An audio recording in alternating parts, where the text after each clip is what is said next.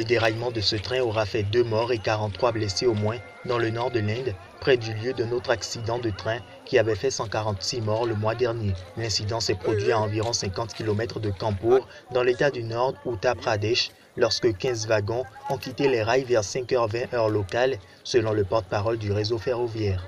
D'après le directeur général de la police de l'Uttar Pradesh, les blessés, certains dans un état critique, ont été hospitalisés à proximité.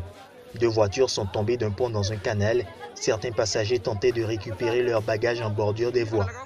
C'est le 3e accident de train en quelques semaines et les infrastructures ferroviaires vieillissantes du pays sont à nouveau mises en question. Le 20 novembre, plus de 140 personnes ont trouvé la mort dans un déraillement non loin de Kanpur. Le réseau ferroviaire indien est le 4e au monde par sa taille. 11 000 trains le parcourent chaque jour, dont 7 000 trains de passagers dans lesquels transitent plus de 20 millions de personnes.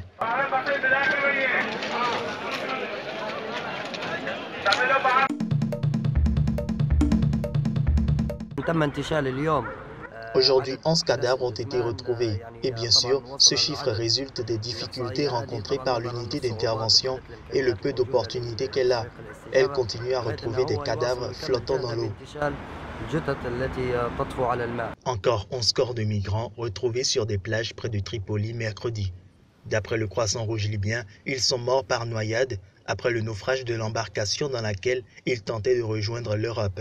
5 ans après la chute de Muammar Kadhafi, la Libye est toujours plongée dans le chaos et le pays est devenu un carrefour de l'immigration clandestine vers l'Europe. Selon l'ONU, plus de 5 000 migrants ont trouvé la mort depuis le début de l'année en traversant la Méditerranée pour rejoindre l'Europe.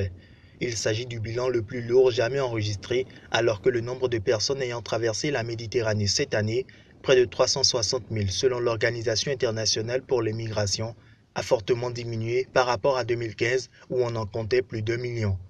La plupart des départs de Libye, des dizaines de milliers par an, ont lieu depuis l'ouest du pays à destination de l'Italie, dont les côtes ne sont qu'à quelques centaines de kilomètres.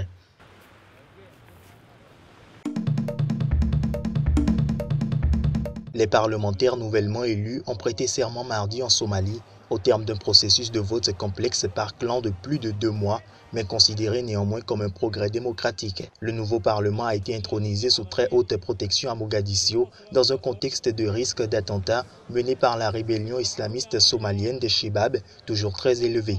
Les 275 députés devaient initialement être élus au suffrage universel, mais dans ce pays de la Corne de l'Afrique, privé d'État central depuis 25 ans et ravagé par la guerre civile, le manque d'infrastructures, l'insécurité et l'omniprésence des clans ont finalement conduit à un scrutin différent. Quelques 14 000 électeurs délégués sur les 12 millions de Somaliens ont voté entre octobre et décembre pour des candidats généralement choisis à l'avance par consensus et représentant chaque clan ou sous-clan. La création d'une chambre haute de 54 sénateurs nommés et l'introduction d'un quota de 30% de femmes parmi les parlementaires sont les nouveautés du scrutin de 2016. Les autorités somaliennes ont décidé à la dernière minute d'ajouter 18 sièges de sénateurs, portant le total à 112, provoquant l'agacement de la communauté internationale, soucieuse de l'intégrité du processus électoral. Les partenaires internationaux pensent que l'intégrité du processus électoral de 2016 est en jeu, a averti la mission de l'ONU en Somalie, UNSOM, dans un communiqué mardi. L'UNSOM s'inquiète aussi de la décision des autorités somaliennes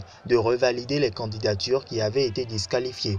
L'instauration du suffrage universel est désormais planifiée pour la prochaine élection de 2020.